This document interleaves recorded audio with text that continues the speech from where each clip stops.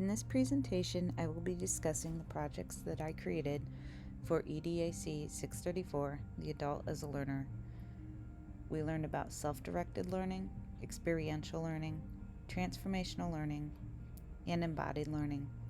I will also be talking about my learning journey and suggestions for this course.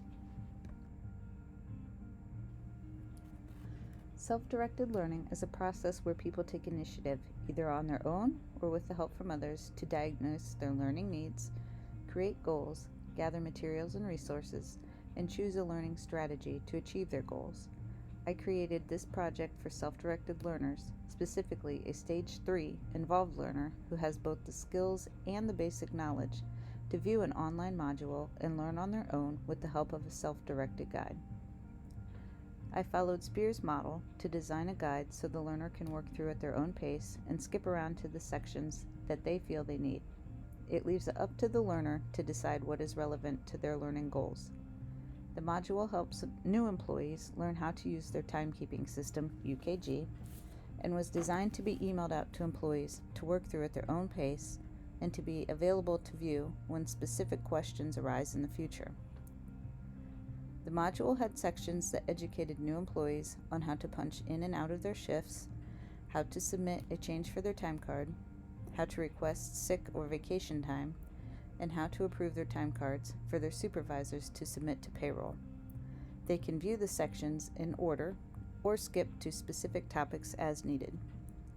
I learned that adults are learning outside of formal institutions on a daily basis, and it is ingrained in our lives.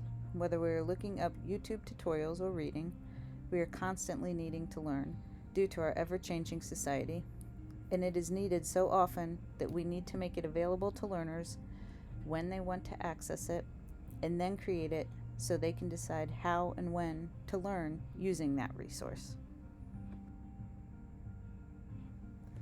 Experiential learning has a lot of ideas and theories. It is based on the fact that we can use past experiences to learn new skills. I ended up focusing on two of Fenwick's perspectives, constructivist and situative, and considered the psychoanalytic approach to create a program to teach adults to learn how to snowboard. The constructivist theory of learning is based on using knowledge learned from past experiences. For example, there are a lot of adults who used to skateboard when they were younger, and this past experience would help them to learn snowboarding more quickly than people who had never skateboarded. I created a program that teaches people how to pull from their past experiences with skateboarding to learn the basics of how to make uphill and downhill turns. I also educate them on safety and etiquette on the hill and chairlift, and how to safely ride a chairlift. The situative theory of learning says knowing is intertwined with doing, so I allow the learner to apply the learned skill by leaving time for practice, practice, and more practice. Merriam and Baumgartner say knowledge is not received and later transferred to another situation, but part of the very process of participation in the immediate situations. Transformational learning is about changing people's minds through education. Like the other learning theories that we have studied, transformational learning can be viewed through several different lenses. I chose to focus on Meserow's psychocritical approach and the four main components of the learning process: experience, critical reflection, reflective discourse, and action. Experience is based on the assumption that adults have past experiences that they can or have learned from. Critical reflection is when the learner must reflect on their experience and the beliefs that determine how the experience is interpreted.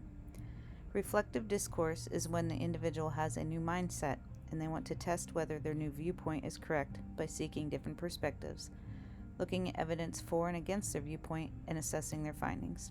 Action is the final component. I created a program that will educate people about breeders versus shelters. The goal is to encourage people to really think about what type of dog they want, and if it needs to be a purebred from a breeder, or could they rescue a dog from a shelter or rescue group. They share their experiences with different dogs and watch a video to give them facts to critically reflect on. Then they complete a survey to use reflective discourse to decide if they truly need a purebred, or if adopting a dog could work for their needs. The action comes in when they visit shelters and rescue events to meet and hopefully adopt a dog. I realize that this type of learning isn't always easy or successful. You may or may not change someone's mind, but in today's world, it's even harder because I feel like quite often people are so concerned about being heard that they are no longer listening. I think it's important for us to keep our eyes and ears open to all sides and always be willing to be educated through discussions and this type of learning. Embodied learning means to understand and experience and learn through our body.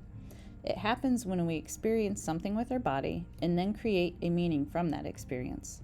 The body tends to be overlooked as a resource of learning because of our mindset of mind over body and our Western way of viewing education. Our bodies can respond to knowledge gained in previous experiences that have taught it how to react. This is why we have reactions like anxiety to public speaking. Previous bad experiences can cause our body to naturally react with a flight or fight adrenaline rush. I developed a presentation about how our body alerts us that it is stressed and how to react to it, which will ultimately retrain how it reacts. The presentation outlines the box breathing and 478 breathing techniques. I learned that we can actually train our body how to react by practicing things like breathing techniques to calm our nerves. I think it's really cool that we can train our body and its natural reactions to recognize the situation and then react based off learned experiences.